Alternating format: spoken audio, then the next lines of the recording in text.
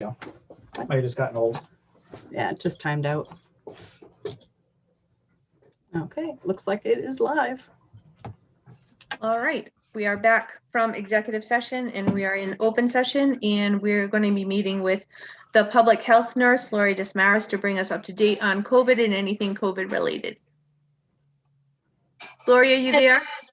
I'm here. Can you hear me? Yes, I can. Okay, thank you. So I just want to give a quick update as far as COVID. The numbers for Freetown, currently we're at 889 since the beginning. We currently have 21 active cases. There have been 7 deaths in Freetown, and there have been 39 that have been hospitalized in the town of Freetown. Freetown, just a quick update, Freetown is still red. So we do need to make sure that we're still following all the protocols as far as with, COVID. It looks like as of right now, Freetown will again be red this coming week, unless the numbers have changed. Anytime Freetown has more than 25 or more cases in a 2-week period, it puts Freetown into red. So it is important. I know, it's hard with things are opening and things like that, but we need to make sure that everyone is still following wearing masks and the 6-foot distancing. We obviously encourage everyone to get vaccinated. I just wanted to give a little update as far as what we've been doing as far as vaccination. We've filled out all the paperwork and submitted to the state to do the homebound, so in their home. We're currently waiting for the state to have vaccine that's available. They're talking that the homebound, they'll be offering the Johnson & Johnson, that we can go into the homes and vaccinate those residents. They're thinking that at least with the Johnson & Johnson, it would be a one-time. We wouldn't have to go out twice to the people in their homes. I was looking at the data provided by the state as far as vaccination rates for the town of Freetown. Currently, it looks like 16% of our total population has been vaccinated.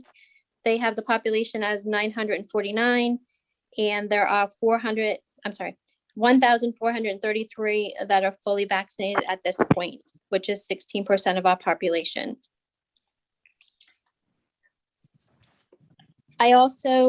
The state, obviously, they're focusing on, we tried to get vaccine for Freetown to be able to offer to our residents and do a vaccination site here in town. Their focus has been on the mass vaccination sites. So the only thing we had vaccine that would be available to us would be for the homebound. We have currently started working with Stop and Shop to provide some vaccines here in town. We were able to, I was working with one of the pharmacists from Stop and Shop. We were able to get 100 doses of COVID vaccine that we'll be looking to vaccinate. Unfortunately, it's only 100, so a small portion of Freetown, but hoping to get those residents who would have difficulty getting to the mass vaccination sites. So we are looking at probably 75 plus, 65 plus, those people who would have that difficulty in getting to a mass vaccination site. According to the state numbers, the population that we have in Freetown, they have 561, and there are 344 that are fully vaccinated. So that is a good number. That is 61%. So those other percentage, maybe they can't get to those sites. So we are going to I'm going to work with the COA and try to figure out who those residents are, and we can try to get them vaccinated within the next couple of weeks. The other thing I wanted to bring to the board is wondering if, with myself and the Board of Health, if we could put a letter together. I know as weather is getting nice and people are going to be out and about, and there are some spring sports that are going to be starting. If we can just put something out together as a group, just reminding people that if they're spectators, if they're at the fields or anywhere in town at a public event, that they do still need to continue to social distance, and also that they're wearing the mask when they're there in public. And that's all I have for information. I don't know if you have any questions for. Does anybody have any questions for Lori? Yeah, Lori, so you mentioned that we're still 16% of our total population is vaccinated. Is that above or below kind of the statewide average? Like, how do we compare? I don't have the specific numbers for the whole state, Mhm. but that does seem a little low. I'd have to go on I could look at the state and look at all the other towns in the Commonwealth to see where I can get back to you with that number to see where we're at. I can look that up too. No worries. That's just kind of curious to see, how we're trending versus, other towns around. And then Definitely low. below, you think? Yes. Yep, maybe. And then, so I can see it's probably going to be somewhat difficult to figure out to reach those people that we can give the Johnson or the Johnson & Johnson to. Is there? So I guess you mentioned you'll work alongside the Council on Aging, trying to figure out like how to contact these people. I'm interested to see how that goes. It seems like there's not one kind of database with addresses and numbers. I'm sure that we have, right? So between the COA and Bristol Elder Services, we do have a list of about, I think, 50 people Oh, great. that Linda, who's at the fire department, she's been helping us call some of those people. So we have reached out. Some of them have, some of the people who thought potentially were homebound because they got the Meals on Wheels. Some of them have gotten vaccines. So that is the list we're kind of working off of and seeing. The state guidelines are very strict as far as who's considered homebound. They basically they only leave their house maybe to go to a medical appointment, and they're required to assist and things like that. So there aren't many people who are going to meet that true homebound definition. So I'm not sure how much vaccine the state is actually going to be sending to us. So that's why we kind of looked into another venue where Stop and Shop and doing some vaccines that way. So they don't have that strict requirement, but yet these people, can go to doctor's appointments, but it's very difficult. They couldn't go to a mass vaccination site where they'd have to wait in line for a long period of time. We're looking to do a drive-through style at the fire station. So these people would actually be able to stay in their cars. They wouldn't have to walk distances and make it a little bit easier for them to get vaccinated. Great. All right. Thank you. Have you tried to work with the COA? Maybe they can put a notice in their monthly bulletin to contact us if they have needs. So I have worked with Barbara as far as that. Unfortunately, the newsletter goes out so far ahead of time. So they have provided me with a list of some people, and I'm going to be reaching out again to Barbara tomorrow when I'm in town to work on a list and see if there's people that we have on the list that, or maybe that aren't on the list that we can call and contact. But unfortunately, the newsletter, it's already out. I want to say it's already out for April. I'd have to double check with her, but I think it already had to go to the printers. So wouldn't we be looking until like May that we'd be able to get it in a newsletter? Is this something maybe we could leverage the Freetown Flash?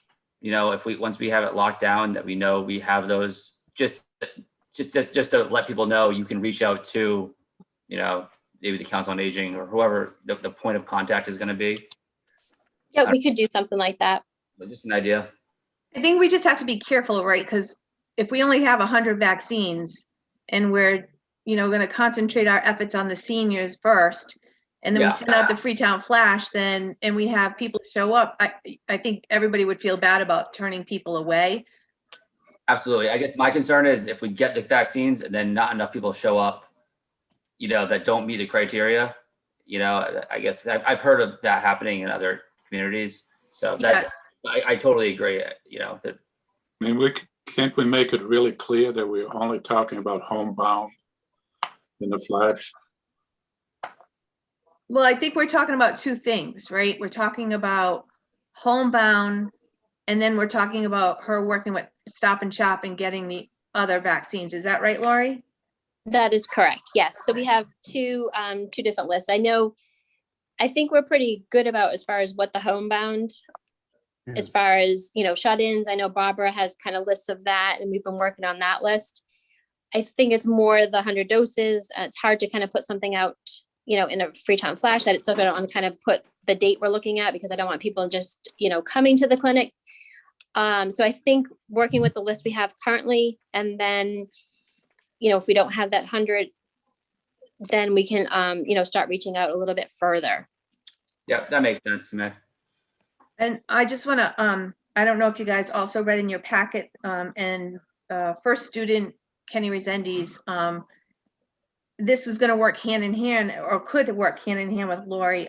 He and first student has offered to use their busing services to go around and pick up seniors that are not able to drive, and take them to a vaccination clinic, whether it be in town or Gillette or whatever, as long as they were coordinated. First student has stepped in and they're willing to do that for us. So I thought that that was kind of a good thing as well. Awesome. All right. Anybody else have anything else for Lori? Laura, thank you very much for your time and I appreciate it. Thank you. Thank you, Lori. All right, thank you. All right, have Thanks, a good night. Lori. I just want to, Tanya, is that you?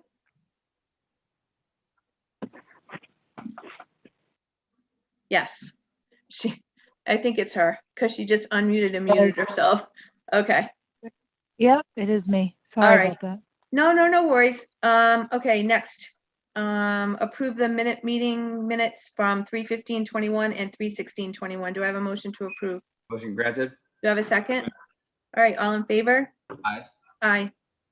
Selectman Grunwald, Selectman Grunwald, Yes, you can do it, Luann. Selectman Matthews, Yes. Selectman Pacheco. Yes. The torch being passed. All right. Let's see, next. Agreement between the town of Freetown and Hoppers Payroll Services Maintenance Agreement for time clock. Peter, Tim? Anybody? Sure, I guess, part of the discussion is, do we want to keep the time clock? Because I know who's going to be running it. I guess it was being run out of the treasurer's office, but she says it's really not her responsibility.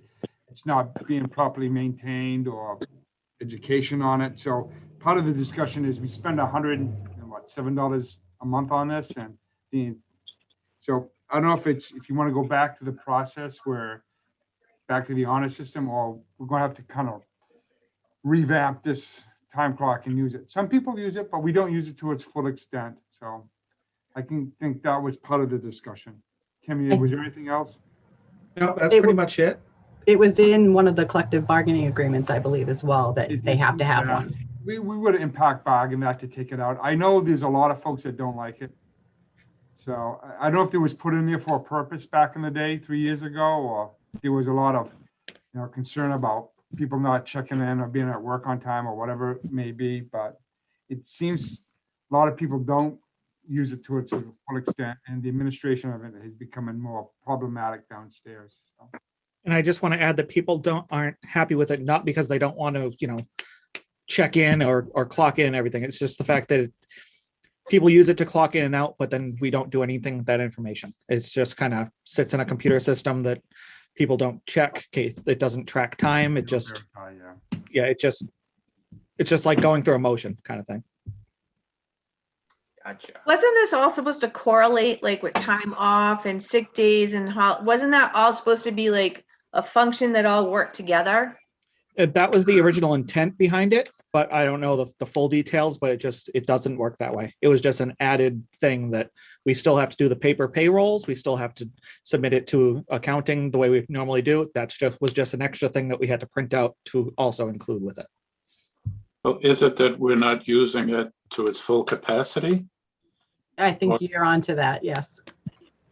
I did get a user's manual, but I haven't had a chance to really look at it at all. But it does seem to have functions where you can request time off in it and things like that. But I think we have to decide where it lies, and whoever is the owner of that can really dive in and figure out what it can and cannot do. So Can who's we in put charge the- of payroll? It's kind of between accounting and the treasurer's office. Right, can you just put this on for next week? And I think Trevor and George can each talk to Peter and find out more about it, and I can probably fill you in as well. Okay. Works for me. Okay, Me too. perfect. All right, moving on, because we still have some time. Approve 50 yards outside of the town beach gate on Long Pond, a no parking zone, and post signs so enforcement can be done. Question Go I ahead, have, Trevor. Trying to think of where this is. So 50 yards on Long Pond Road, Town Beach Gate.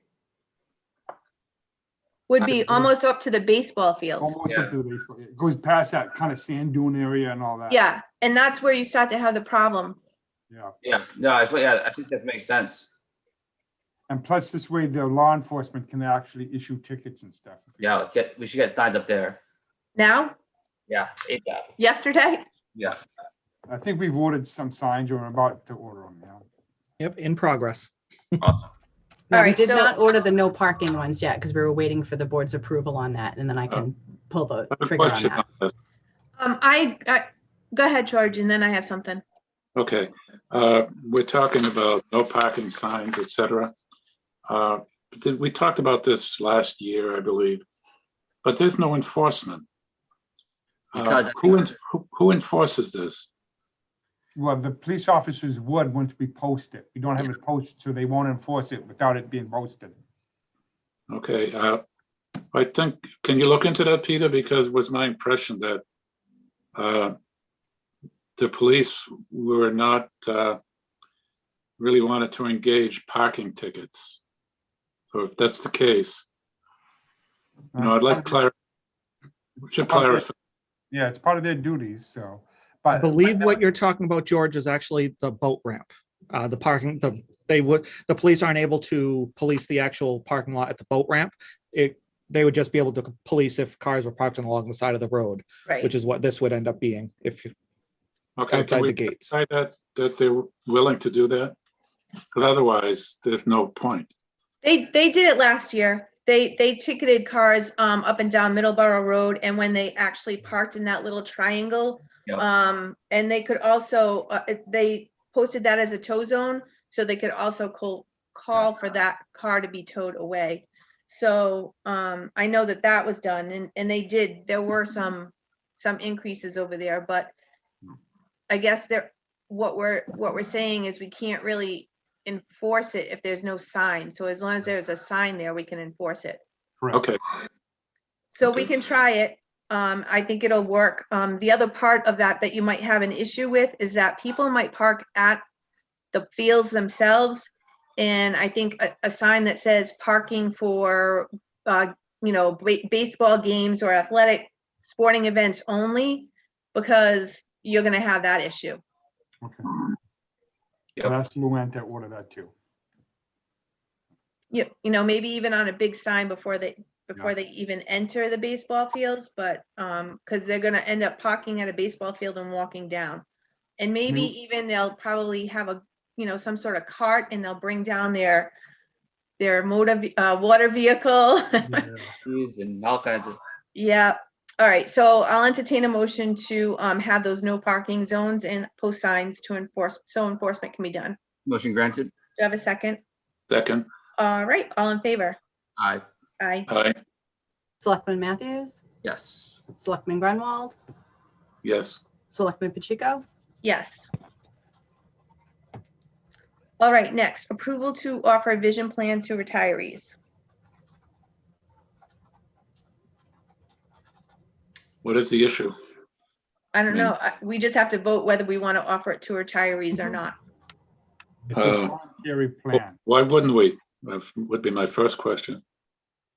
Well, we offered it to all, everybody else. Now that's just we should have just offered it all together, but this is just another, we didn't. So that's what we're asking. We have to approve it. Okay. It doesn't affect us financially because it's a voluntary program. All right, a motion to accept, Do you have a second? Second. All in favor? Aye. Aye. aye, Selectman Matthews, Yes. Selectman Grunwald, yes, Selectman Pacheco, Yes. Okay, approve the weekly warrants number 041 to 044 for the month of April 2021. Do you have a motion to approve? Do Motion. motion made, you have a second? Second. All in favor? Aye. Aye. Selectman Matthews, Yes. Selectman Grunwald, Yes. Selectman Pacheco? Yes. All right, I will turn it over. We have like 10 minutes or 11 minutes. George, if you want to go into the discussion regarding Republic Trash Services. It's under Okay. Board of Health. We do With not- Tanya. Is this regarding the letter? Yes. Okay. That's being addressed. And I really think that this problem has been resolved. Republic has agreed to bring all the trash to the refuse management district on a daily basis rather than the weekly that they've been doing. So it just remains to be seen whether they actually do it or not. There's nothing for us to vote on, or just needs to be monitored. I have a question on this. So when I was reading it, was that what I thought I was reading was that all the trash was going to this location without, and there was no green bags, right? Is that part of the problem here? No, what the problem seems to be is that we were only going over there once a week, and the loads that they were dropping off contained all kinds of things that were considered inappropriate. I can't quite define that. Yeah, I saw, I mean, it was like mattresses and all kinds of stuff. So yeah, Yeah. when I was thinking of this, I was thinking of like trash was picked up in front of people's houses, and then it was brought from there to this location, and there was like mattresses. And my big question is like, if I'm understanding this correctly, like how does that happen if you have to have the green bags? So there's a breakdown somewhere in the process, if I'm understanding the situation correctly. Yeah. Well, it was explained to me today, and I don't remember any discussion of green bags, to tell you the truth. The discussion was in the timing. The Republic is only going there once a week, and it's questionable what the loads really are. Yeah. And From Freetown. so New Bedford has requested that we go there every day with whatever there is, and for whatever reason, that should resolve the problem. And I'm not quite sure why that is, but Tanya, Tanya's on, George, if you want her to add anything. oh, sure, because the information I just gave you came from her. I didn't know if she wanted to add anything that you already told us. Tanya? Yep. Hi, everybody. No, I'm not going to speak until I'm asked. What's been happening has been a verbal agreement that happened back in 2018. There's been several layers of which Freetown has really been working. I mean, Crapo Hill or the Greater New Bedford District, where our trash ultimately goes to the entire board. We have two separate contracts. We have one contract with them that's very specific and itemized out. And then we have one contract with Republic as well. What's happened since 18, it was a verbal agreement saying, well, can Republic start instead of going every day, because Republic has routes that are serviced every day in Freetown, they would go there and then right to Crapo Hill per our agreement. They asked for several reasons, and one of them was about safety. When Republic reported to me, it made sense. There was safety matters with types of trucking and equipment, et cetera, but the main issue is that pretty much within 3 or 4 months' time, Crapo Hill personnel started to say and take pictures recording trash that is not what you'd find on the curbside. Rugs, larger material, no green bags, which is what Trevor is talking about. So trash that's not indicative of what you'd see at a curbside. The last situation that occurred, Crapo Hill has been quite patient with Freetown and the Republic. And in all due respect, they've been absolutely phenomenal with us. They said back in January, we're concerned still, the practice is still occurring. Can you please look into that? And then a particularly challenging load of really bad wires that you see in your documents came in that would be very damaging to the equipment. So that really was what precipitated the letter having to go out and go back to the daily. How often Republic is going there now, I can't factually state that, but I can say that the practice has returned to what the contracts say and how the procedures will be. So I'm gonna go forward with, I think Trevor, you were starting to go this route. I'm not sure. How can we ensure, because I mean, I'm riding the roads all the time. I never see anybody with the mattress in their front yard or wire or anything else. So how can we ensure that those articles are really coming from Freetown, or are they coming from other places and it's on our dime? That's where I'm going. That's what I'm thinking. It's either that or like how, I guess, is Republic actually requiring green bags in the first place, right? Because maybe it's kind of a slippery slope type situation where you start not using the green bags, then all of a sudden, like, I'll just put this mattress out there, like that kind of. But yes, I was thinking the same thing. Like, where did this stuff really come from? Right. It has been done. Crapo Hill has reported it. We've now taken care of it. It's ended. Mm-hmm. It's obviously not curbside because, as Lisa and Trevor, you all agree, you don't see that. And the driver isn't going to pick up that material curbside. They're not even going to pick it up. Yeah. So somewhere along the lines, I don't want to be accusative now of anybody, but it's just, let's call it not curbside trash, period. Going back to that daily route will ensure the quality of the loads coming from Republic per the contract back to the daily. And now we know how critical that daily route is. Mm-hmm. Whoever does this, we really have to have that daily route. If they don't have that ability to transfer the trash, whatever, on their concrete to the site they're going to. Is there anything in that contract that prohibits them from doing things like that on our end? I mean, have we looked over the contract? Is there anything they're in violation of our contract on? Well, that's not acceptable waste, period. Okay. So there are considerable violations in both contracts, in all due respect. You know what I mean? Yep. As far as what the specific categories of waste, and that is clearly not in the curbside waste stream as defined by the definitions are in the contract, just so you know. Throughout the contract, it's very much stated throughout definition to line items. So yeah. Tanya, are they not supposed to be just dropping green bags off? Because they're not picking up any trash except what's in green bags or recyclables.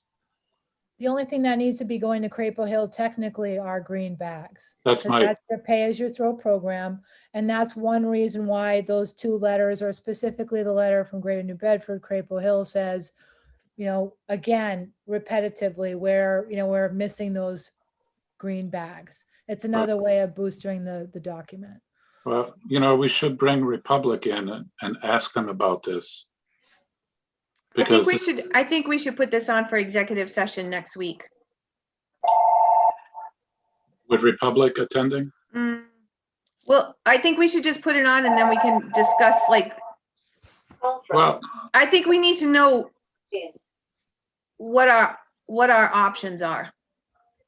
well, I mean, And I don't want to get too, and I don't want to throw away anything that, that we should be discussing, but I think at least in an executive session for the three of us to discuss whatever, if we want to have Republic in, I think we have to do that, the three of us in executive session. well, I don't really know why. I mean, the question that I have right now is, Republic is only supposed to be picking up green bags and dropping those off at that site. Is that correct? That's what we just said a minute ago. So if they're dumping other rubbish there other than green bags, I think there's a real problem with Republic. And I'd Well, like to yeah, I don't think anybody's disagreeing Yeah. without saying too much. I mean, it's kind of relatively clear what the issue is. And I really think that Republic should come in and explain what is going on. And I don't know why we'd want to do that in executive session particularly.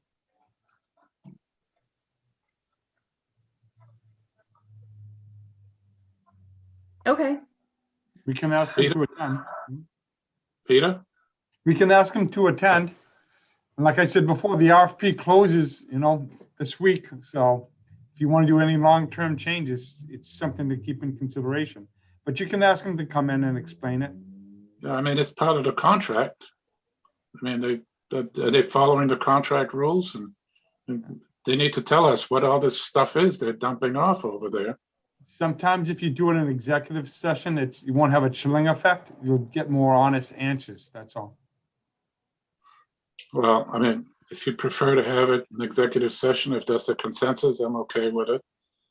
I'll just leave it at that. we can put it on for both, and if we don't need to have it in open session after executive session, then we can just take it off.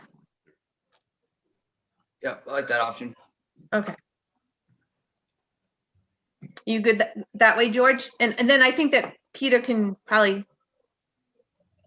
you're gonna see Peter on Thursday anyway with contract negotiations for fire, so you guys can have a further discussion about that if you want. Okay. Okay. That's fine. Tanya, you good? I am, thank you. Okay, thank you so much. Thank you. Tim, are you going to invite him, please? I'm sorry. You're going to invite him, please? Yep. All right, and we have the state reps, I'm sorry, we have, looks like Representative Schmid and Senator Rodericks in the waiting room, so I'll admit them now if we're ready for them. Sounds good.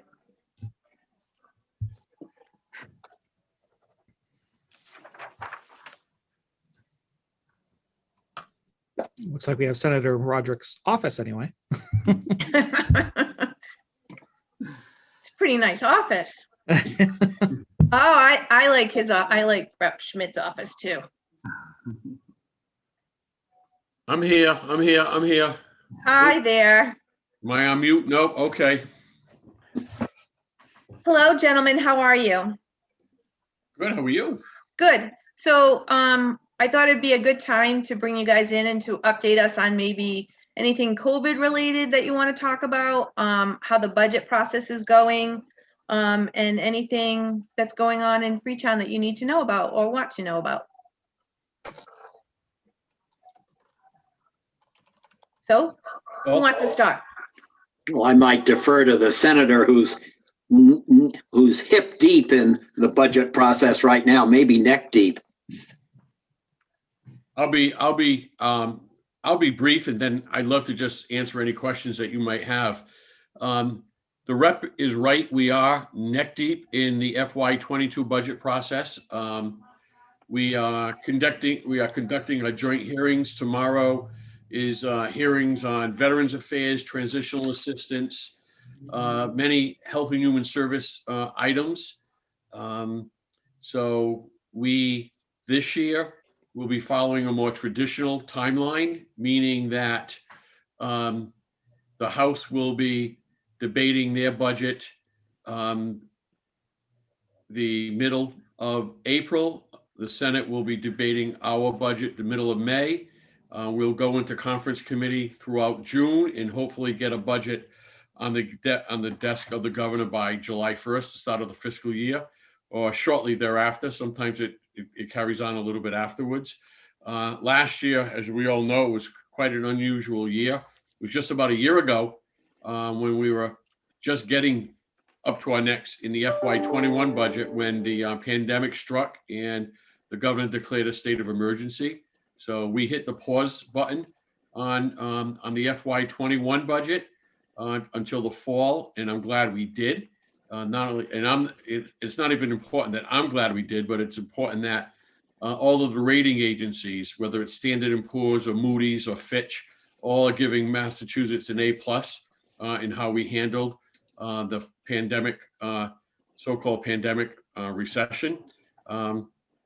So also, as we know, Federal government has stepped in for 3 times now with significant federal resources. This latest one, the so-called ARP, President Biden's American Recovery Plan, is going to be delivering close to $1 million to Freetown. I think it's 926,000 to the municipal side, and over 2.2 million to the school side.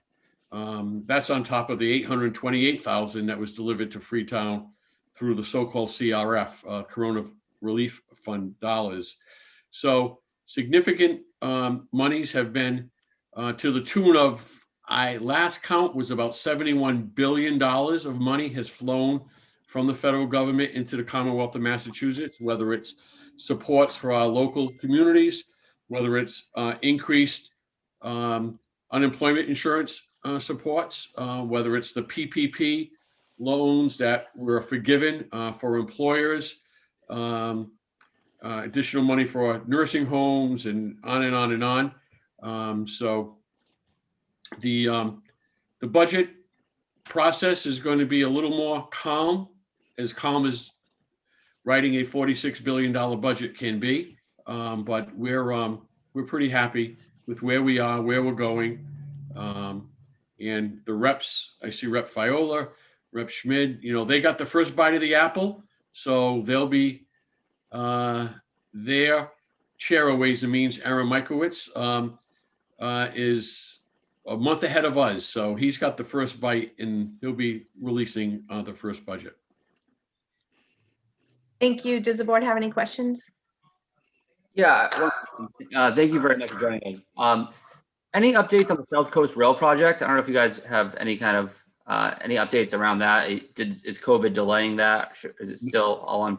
No, not at all. It's full steam ahead. The construction contracts have been awarded. It's full. When I say full steam, it's, maybe Rep Fiola knows. I think it's like $300 million plus construction contract is on the street, and it's moving. Yep.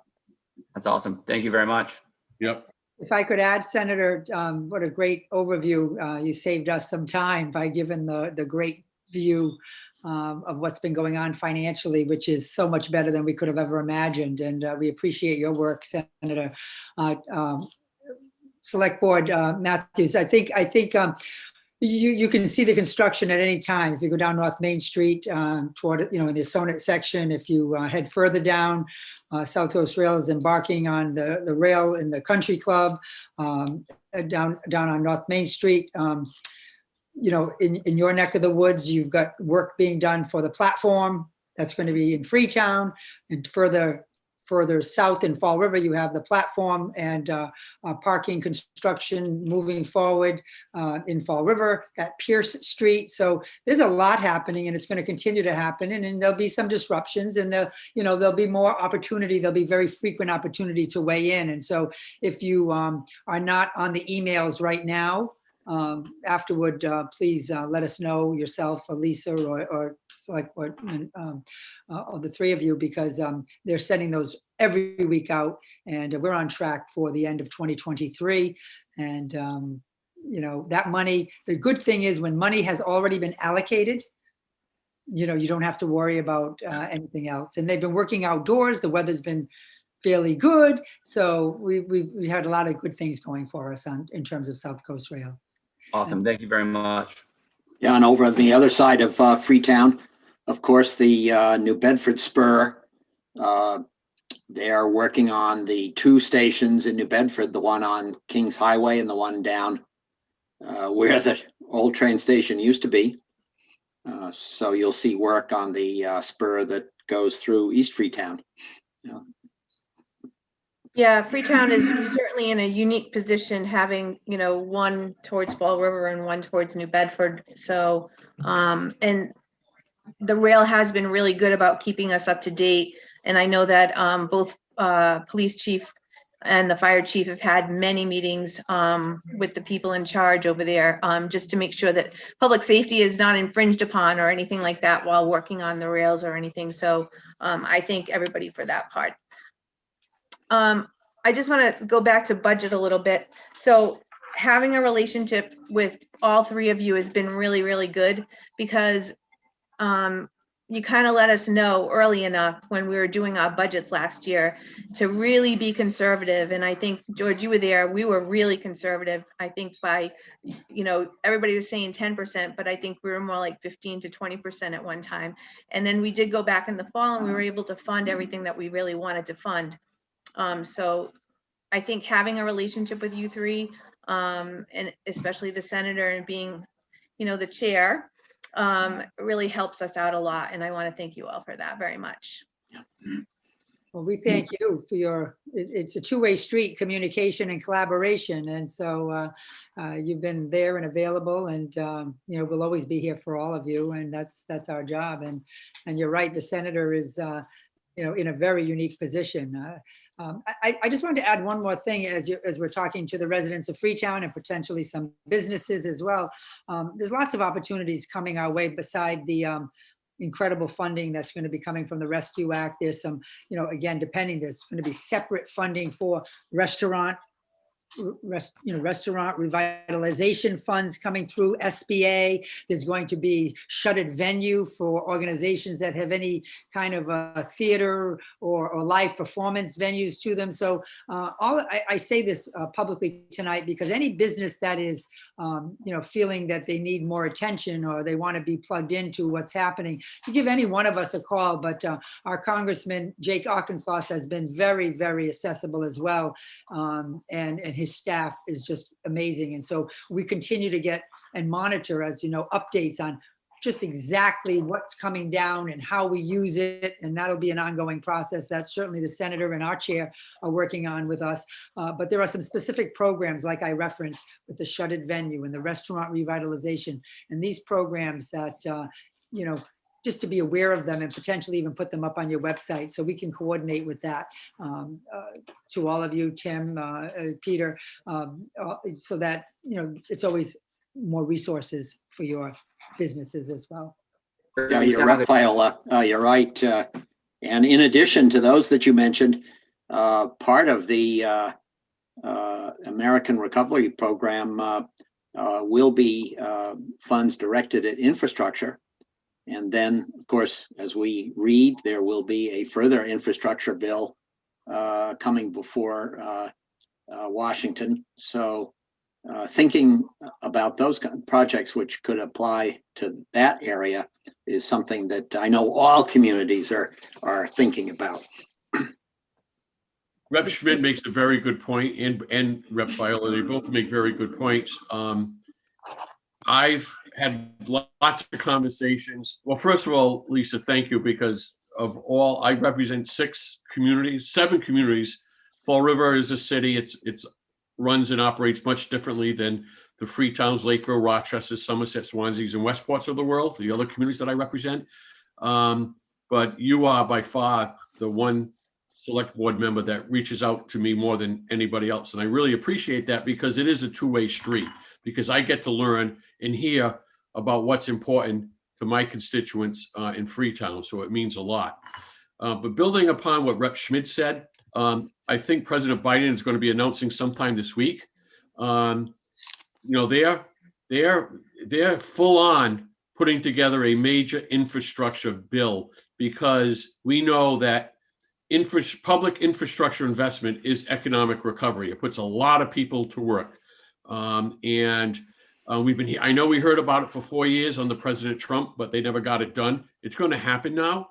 So my suggestion to my communities is that $926 million that you receive from the ARP, think about using some of that to do some planning, permitting, and preparation for if you have a major infrastructure project, a water, sewer, which I know you've been working on, a major infrastructure project, get it shovel ready. Because when that infrastructure bill passes, everyone's going to have their hands out for some money. It's going to be those projects that are shovel ready, those projects that we can go to our federal delegation and say, Senator Warren, Senator Markey, Congressman Auchincloss, we're ready. We have all the permits in hand. The planning's done. We have bid ready documents. All we need is the money, and that you're going to get the money.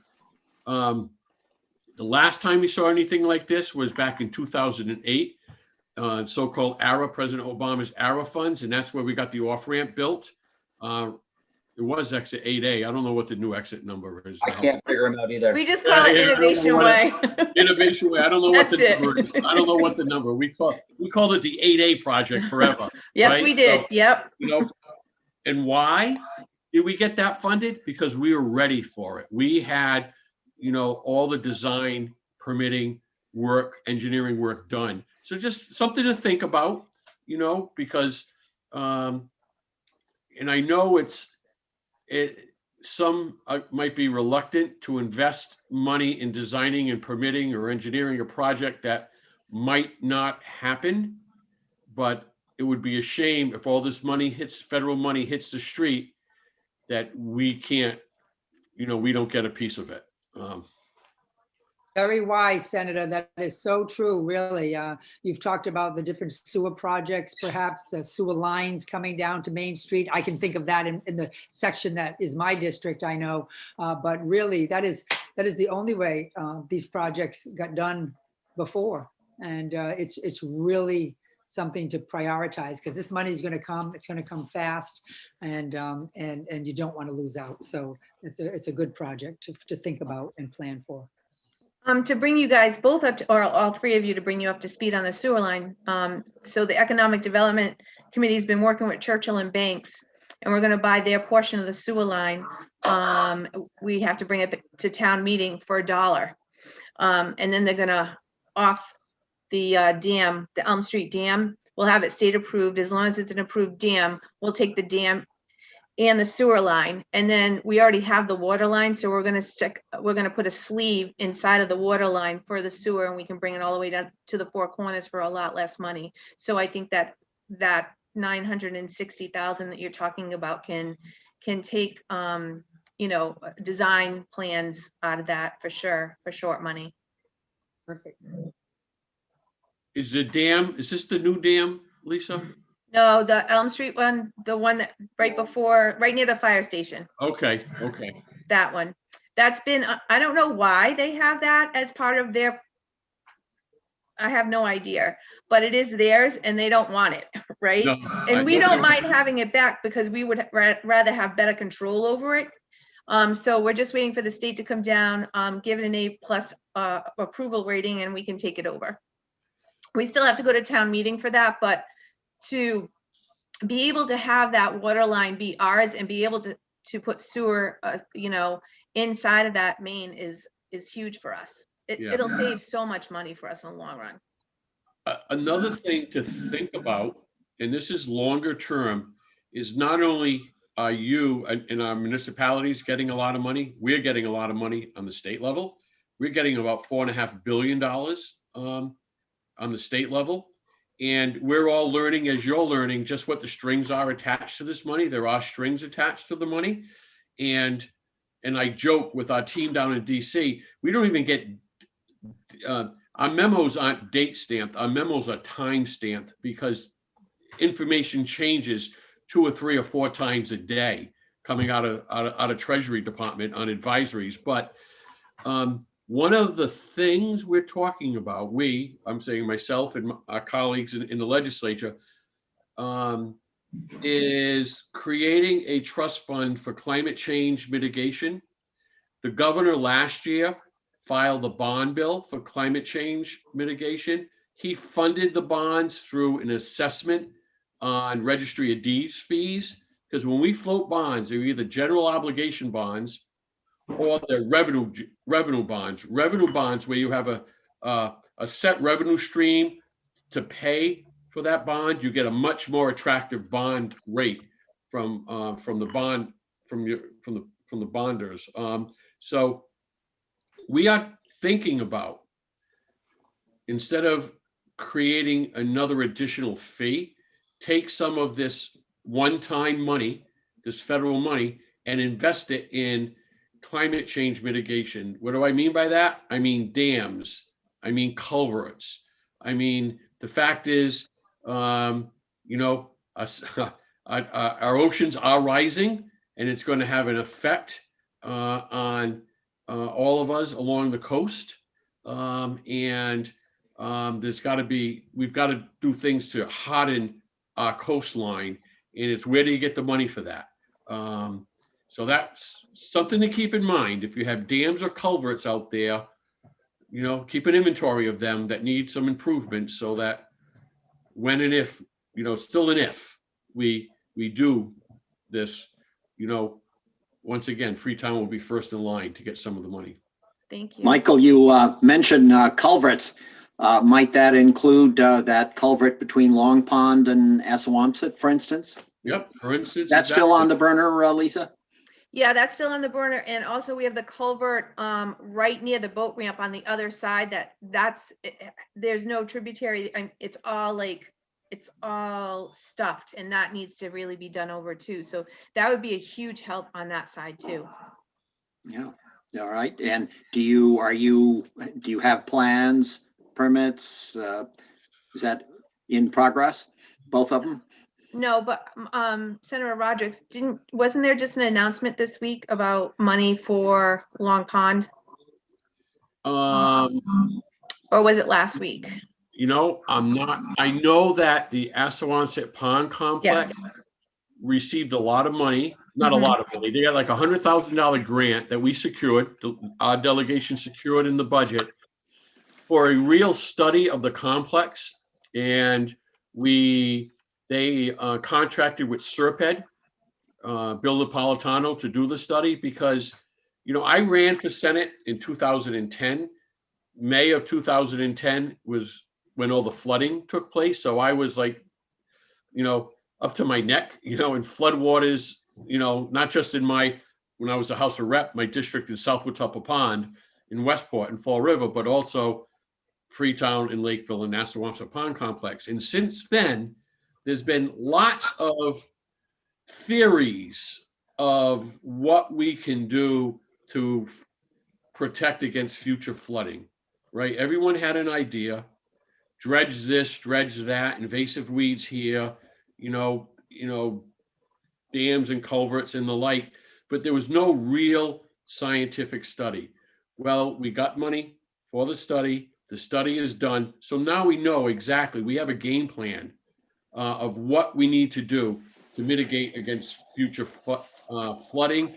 And I'm not aware of this grant for Long Pond, but it does not surprise me at all, because Freetown is represented on the AP, the Assawamsett Pond Complex group, but they're hard at work, and Serped is really, really good at what they do. They're really, really good at what they do. All right. Does anybody have anything else, Trevor? Yeah, so we're in pretty serious need of some new like municipal buildings in town. Like, for example, our town hall is aging. Do you see any federal, state or federal money, you know, that we could potentially use, or should we go down a different road for that? I would think that would be infrastructure investment. So I would think the infrastructure bill that comes down the road, certainly this 926,000 that you got could go, I would say could go. What they don't want you to do with this money is put it in the budget, because then you build a structural deficit, right? If you give out raises or put additional money in individual line items in the budget, how are you going to pay that next year? You know, in the year after. So it's really the Corona Relief Fund was all about monies, both from municipal sides, school side, and state side, to get us through the pandemic. Investments in PPE, areas like nursing homes and congregate care facilities that were getting inundated with positive cases, first responders. This money is all about rebuilding and recovering the economy. So, do you have an inventory of what you need, Trevor? I just generally, I know we're already kind of in the process, but we need a council on aging building. We definitely need a new library, and we need a new town hall. And those are like must-haves. They probably should have been done a long time ago. Yeah. No, and we just built a beautiful police station that was prioritized, and it's beautiful, absolutely gorgeous. But now we got to take on these other aging buildings as soon as Yeah. possible. We certainly hear that the Council on Aging has outgrown their facility, bursting at the seams. And we have an aging town. Our demographics getting older, and they provide a lot of really important services to a lot of people in town. So Yeah, we've been able to secure the last few years state monies for handicap accessibility to the Freetown Council on Aging and energy efficient improvements to the COA. Yep. And I know all of our COAs, I say all because like I said, I have a bunch of them, right? Every community. They're all now just beginning to think of reopening and what the new normal, quote unquote, is going to be when they reopen. So they're I mean, our town, they're all working out through that. we provide our COA provides a lot of food for those who can't leave their house. So like they kind of been continuing to work. They're obviously not having events at the COA, but still operating all the time. It's Trevor, I also, if I could add to that, and I'm sure you've received the email from, someone did, from Congressman Auchincloss's office about some community project funding requests that they want by April 9th. If you didn't get it, take a look in your emails. It could be to Peter or to Tim. And what they're trying to get an assessment of is just what projects are important to you. I'm looking at this email that came. I can't follow the trail quickly enough to see who it went to, but I'm sure it went to all their districts, and it was dated, I believe, March 23rd from Dana Hanson. So take a look in your email and I would, make sure that number one, you assess that and collaborate on what community projects you would like to see reference, maybe as you just talked about, Trevor, or have the congressman and or his staff do a briefing with you, because I think it would be very helpful if they haven't already. I know they're planning to, if they haven't already, and I think that could happen this week or next. But April 9th is what they're looking for, the community project. So if you didn't get the email, let me know and I'll make sure they reach out. But I have a funny feeling that they may have sent it. I'm not just quite sure where they would have sent it. Yeah, I'll definitely look for it, and if I don't find it, I'll let you know. Thank you very much. Yeah, and you might want to consider adding the invasive situation on Long Pond to that list. We hear a lot from the residents around that. I see you agreeing, Lisa. Thank you. Yeah. Absolutely. Yes. I'm waiting for Dana to get back to us with a date so she can come in and speak with us. Rep Schmidt, thank you so much for giving Dana and Representative Auchincloss my name. I appreciate that very much. So I think that that's something that we'll definitely all work on. Anyway, I think that's where we're at. Thank you so much for being here. And you guys can wish Tim well, because it's his last meeting tonight. No way. Where are you going, Tim? Are you retiring? You're too young to retire. That's right. I'm retiring. There we go. Deceptively young. Yeah, and I don't think I've officially met Peter yet. You haven't? Hi, Peter. How you doing? Carol, you have, yeah. Yes. You have at one of our Zoom meetings. Yes. Yeah. I guess today that's called meeting, right? I forget, that's the meeting. Almost all my board meetings have been Zoom, like probably 98%. So normal for me. It's efficient. It certainly is efficient. Yeah. So Peter Jankowski is our new town administrator. Rep Schmidt is on the East Freetown side of things, and Senator Rodrick is also. There you go. And we all work together. Nice to meet you all very much. Yeah, nice to meet you, Peter. Definitely the best team. Whatever we can do for you. Yeah. I appreciate it. Good time. There's money, it's Yeah. very blessed to be able to provide some resources and collaborate with, and then the federal government. In Yeah. spite of- Peter, where are you coming from? Tell us a little bit about yourself. I spent the last 4 years in Arizona, Cave Creek, Arizona. But I'm originally from Dover, New Hampshire, Portsmouth, up in that area. I was actually a state rep in New Hampshire a couple of decades ago, but. Oh, well. Very Well, different, Be a die. We'll all Yeah. get along well. yeah. But I was a town manager in Athol, Massachusetts, and a town administrator in Dudley, Mass. So I have some good footing here in Massachusetts. And Freetown has been very good. It's an exciting place, so it's fun to be here right now. It's good. Wonderful place. Thank you. And I would like to echo the senator's comments to Trevor, to George. Thank you for always inviting us and allowing us to be of help. And Lisa, you're ferocious in your advocacy, reaching out all the time. And, as there's always a point person that sometimes pulls the people together, and you are exceptional at it. And thank you. Thank you. Thank you so much for filling us all in. I appreciate it. I think we should do this more often. We'd Very love good. to. Anytime. Thank you. Yep, anytime. All Yeah. right. Buddy. And good luck, Tim. Yes. Thank you very much. Good luck, Tim. Bye, guys. Thank you. Yeah. Bye. Thanks, Trevor. Thanks, Lisa. Thanks, George. Thank you. Bye, Luann. See you. All right. I will turn it over to the Personnel Board. Okay, I so think you first, missed number 10, right? Did you miss number 10?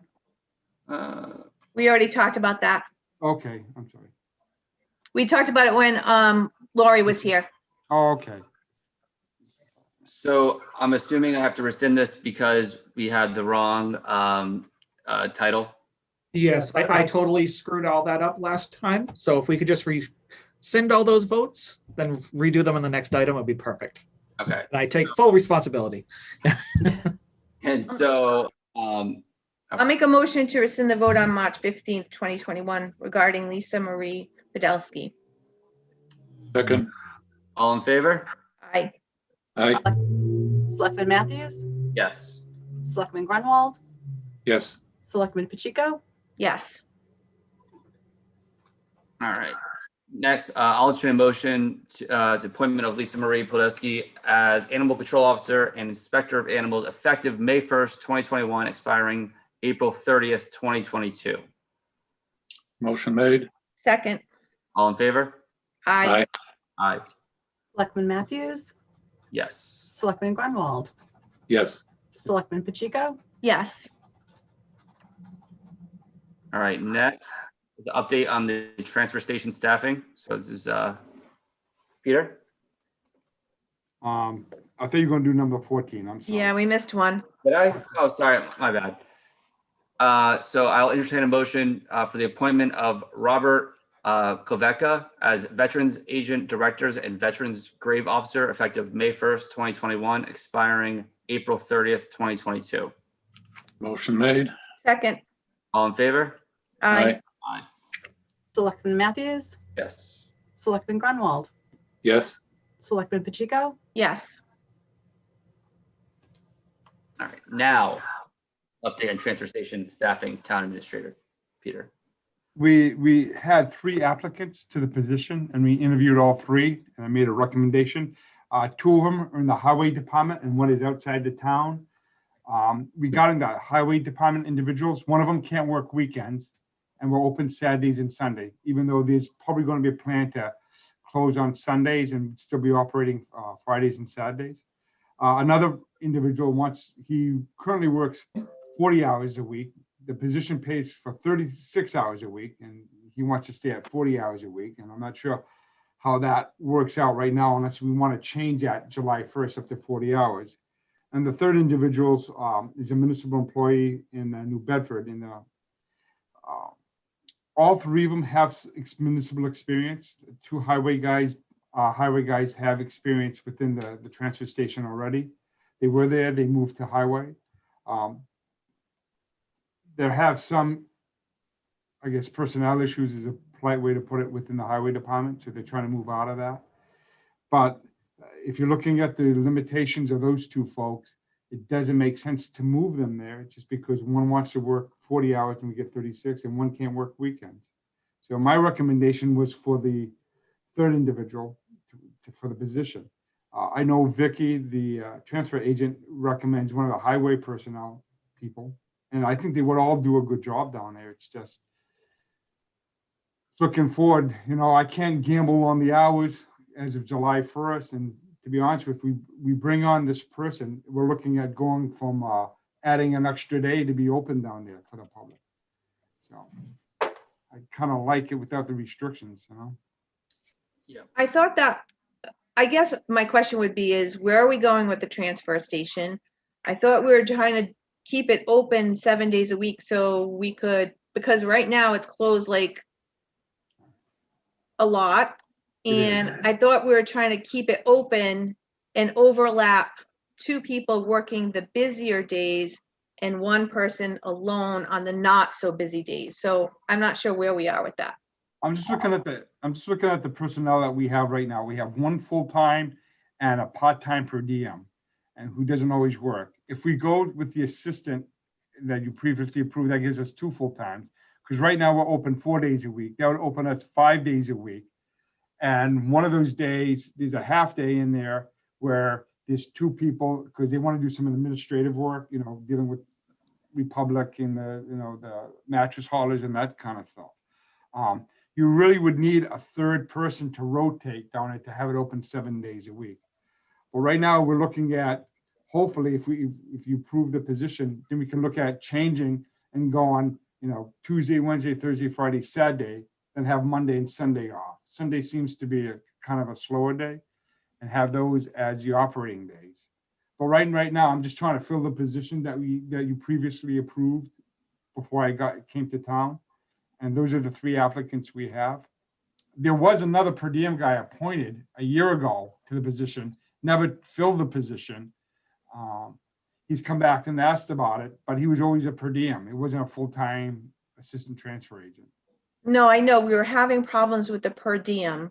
And that's why we were talking about having 2 people full-time. That was an issue with the unions, right? Because we wanted to hire, we originally, right, we're going to hire 2 part-time people, but then they wouldn't have received the benefits. Yeah. You know, for the full benefits. So Correct. that was squashed. So then we just ended up with 1. So now we're kind of in this in between. Yeah. It didn't really achieve what we wanted to achieve originally, right? It would extend it. You would have provide more hours. It would, you'll actually be open an extra day. Because right now we have some overlap on the 2. You could probably stretch it out to 6. I'd have to work out with Vicky and the hours and what have you. But at least having this position, we would have some double staffing during the busy days and still be able to open an extra day.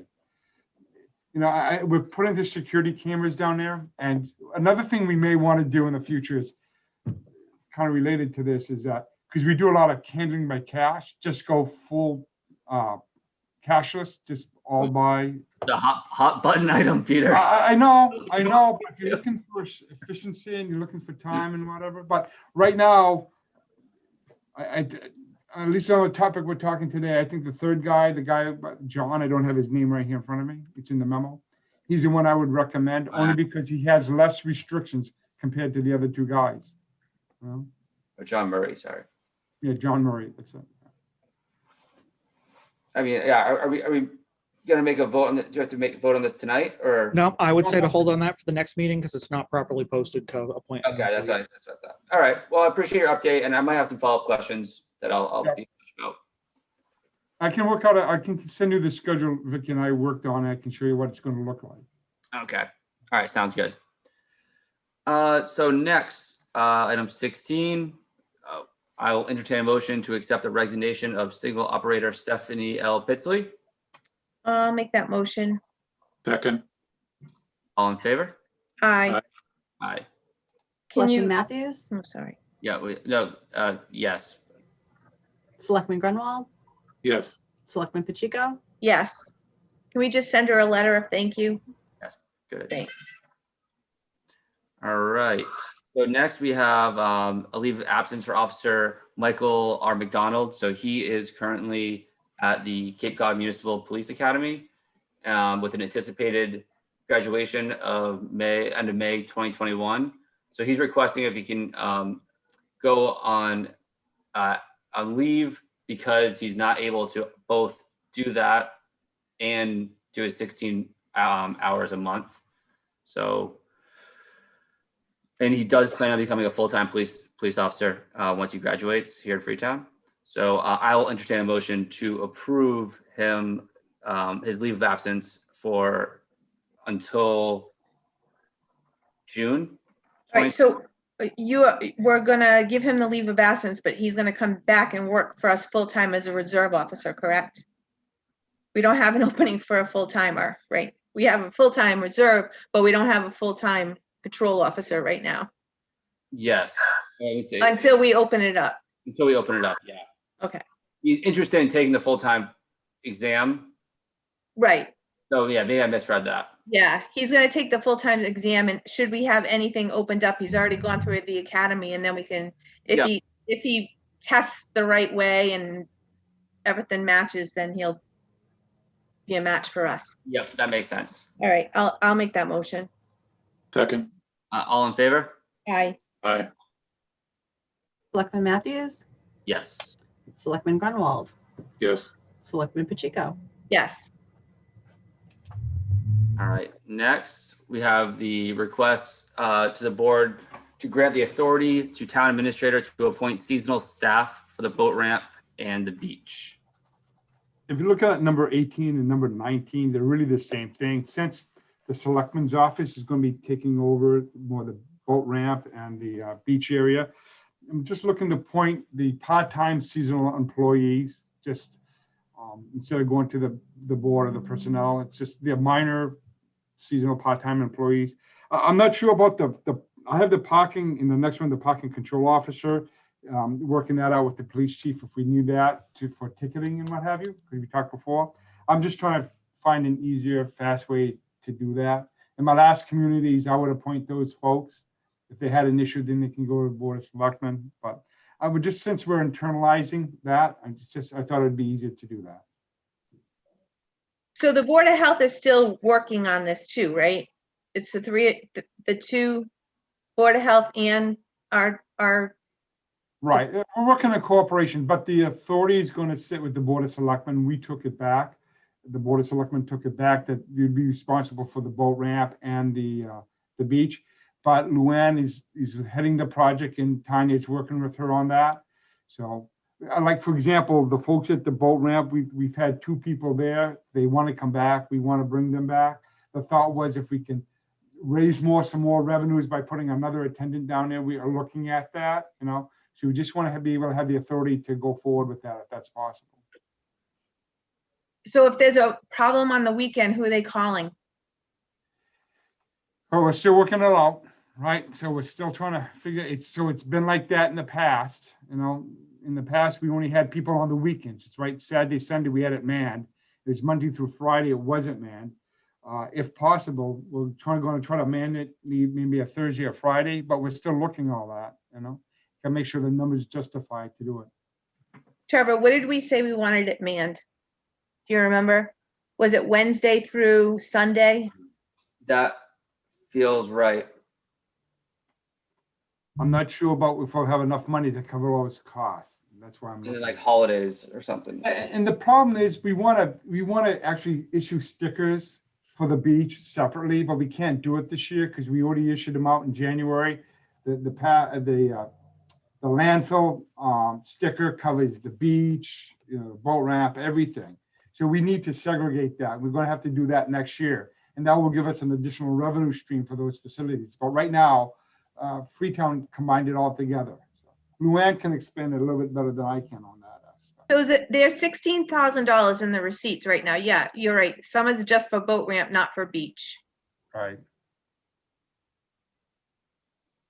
I mean, I don't care if I think the beach should be weekends only, but I think the boat ramp needs to be more. Because And I think we should have it, you know, if you can do 7 days, great, but I think we're all new, at least at this end, taking that over and making sure it's going to function. And I want to make sure we don't run in the red. So right now we have 2 individuals that we've always had. They want the positions back. And if you want to cover more days, that means we got to appoint a couple more part-time seasonal people to do it down there. So I think that's worth looking at.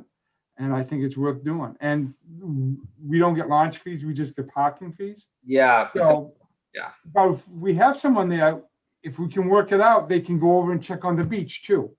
right? Have one, instead of having them trapped right there, they can go over and check on the beach, then go back, because parking is by spots, they'll have it numbered and stuff, so they can check if someone snuck in per se.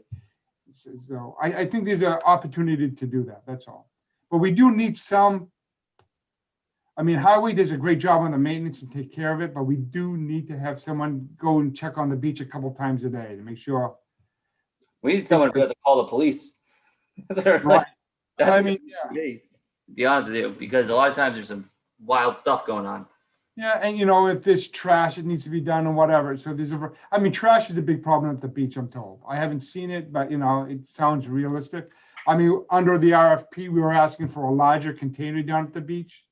Down there, I think we're looking for the 4-yard instead of the plastic containers because they overfilled. We're looking at defining the swimming area. We're actually properly posting it using some COVID money, and we're putting out the life ring. So we're going to have it as a viable, unmanned beach. And we're going to meet state code that's required to have it down there. Another thing I want to do is I want to prevent, the water skis from going in on the beach. If they're going to put the water skis in or jet skis in, they should be doing it at the 2 boat ramps we have, not dragging them over the beach. Right, we tried that last year. And that's why we put the cinder blocks up, but then they got wise to that and carried them over it. They got stronger, or the jet skis got lighter. I'm not sure. Something happened. But we're going to have a better handle on it this year because you got between Luann and Tanya taking a look at it. And if we're going to get those attendants to go between the 2 places, we're just going to have a better handle on it.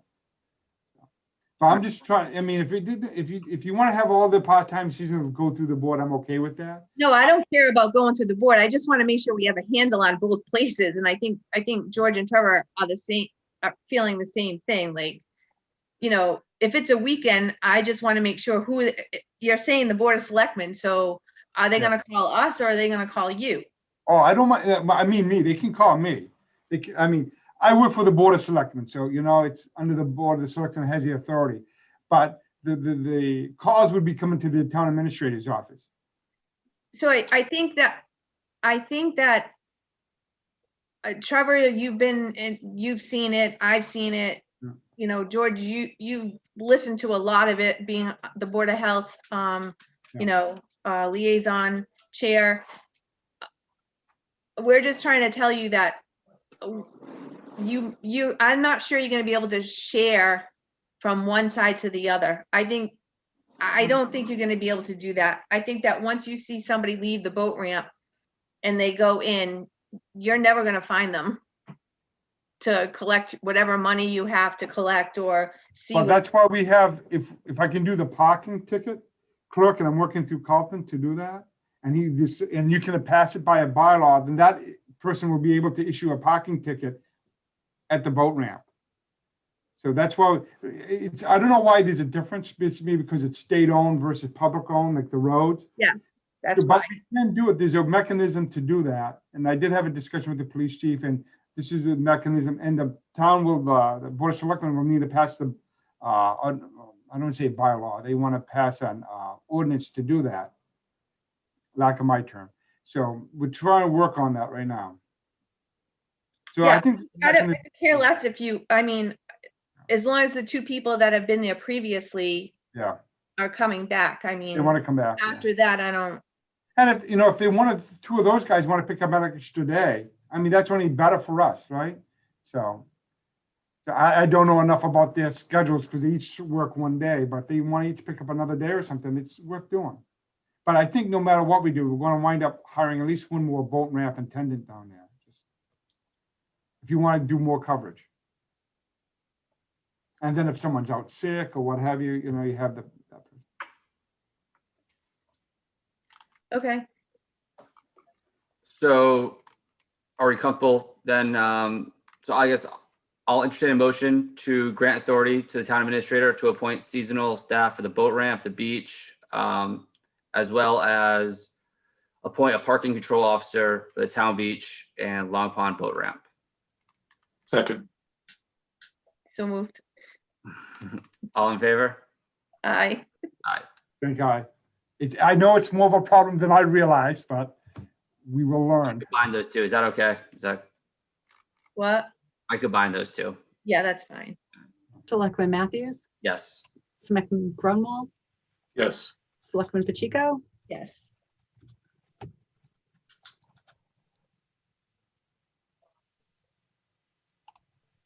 All right, so next we have the pay rate for seasonal conservation employee. So George, you asked last time for some more details about what this person will be doing. Yes. So I don't know if you saw that in the packet. So it's pretty much, yeah, I mean, I can read through it, but it's opening and closing the gates, picking up trash, you know, some landscaping type work, you know, mostly outdoor stuff.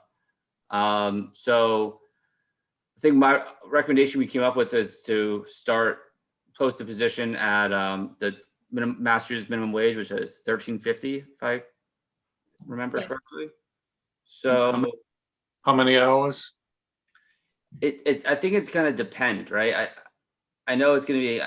I couldn't really see that from the description here unless I missed it. I think it's less than 19, right? Yeah, No benefits, yeah. it says opening at 8 and closing at 5, but I guess the question would be, are they working in the middle of the day as well? You know, because then it can get to. No, is this year round or? No, it's early May through Columbus Day.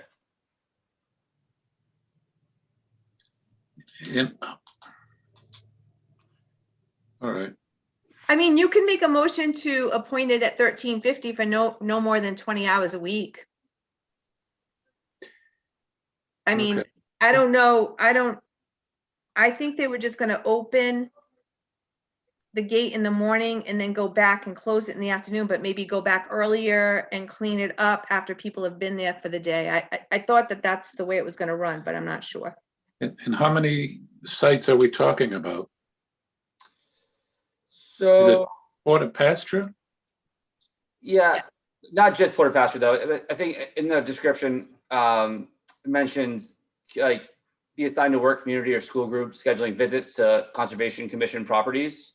And so I think in general, also just whatever Conservation Commission properties they have might be working to like maintain those and landscaping, things of that nature.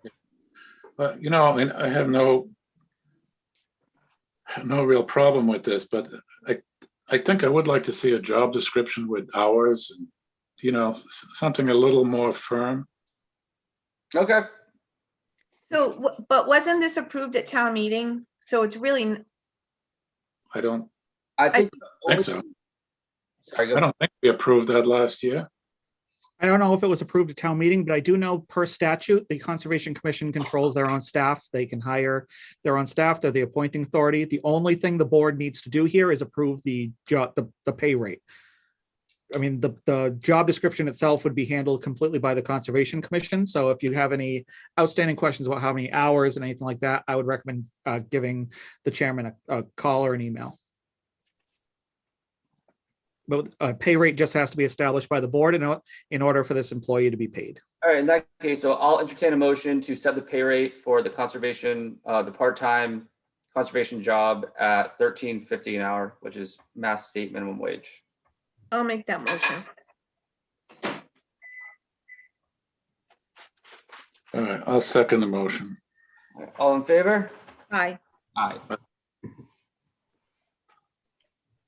Oh, you're muted then.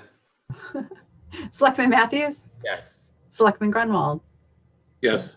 Selectman Pacheco. Yes.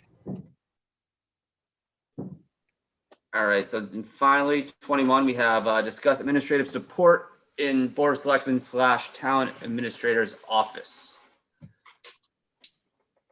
Yeah, with Tim leaving, the plan was to move Luann over to the executive assistant. My request here is to not hire another senior clerk, but go back to an administrative assistant like we had for Tim, mainly just because I don't want him in the union and probably expand. They have more duties in that position.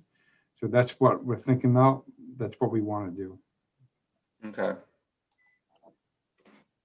I saw there was, I think we did get an email with the kind of high-level job description. Yeah. Or maybe even detailed job description. I didn't have a chance to really review that too closely yet, but I think this is something we need to move quickly on. Yeah. right? We would like to advertise the position and put it out. Yeah. I think the pay range should be somewhere like 35 to 40 in that range. I don't think it needs to be in the 50s, but I'll make a motion to approve. Second. All in favor? Aye. Aye. Aye. thank you. Selectman Matthews, Yes. Selectman Grunwald, Yes. Selectman Pacheco. Yes. I think I am done with Personnel Board. Okay, do we have any other meetings this week, Tim? Wednesday. Let's see, there's the negotiations on Tuesday, but the meeting on Wednesday is actually canceled. The architect is unavailable, so you have a free night. And I believe that's it, actually, for the selectmen. Okay. Just Tim? to the negotiations, Trevor, you have ours tomorrow afternoon. Yeah. 4:15. Yeah, that's still, yeah, okay. Yep. All right, I'll follow up with that, but yeah, sounds good. Thank you. Tim, are you gonna come to any more of our meetings? I'll watch from home. Not even funny, Tim. I can't even say how much I appreciate you. You know that, like text messaging, reminding me of things, not only me, but keeping the board on track all the time and being able to look at you and say, Tim, and you know right off the top of your head exactly the answer, right? You don't sway sides, you're matter of fact, and you just say it. And you started out in the water department, and I am, right?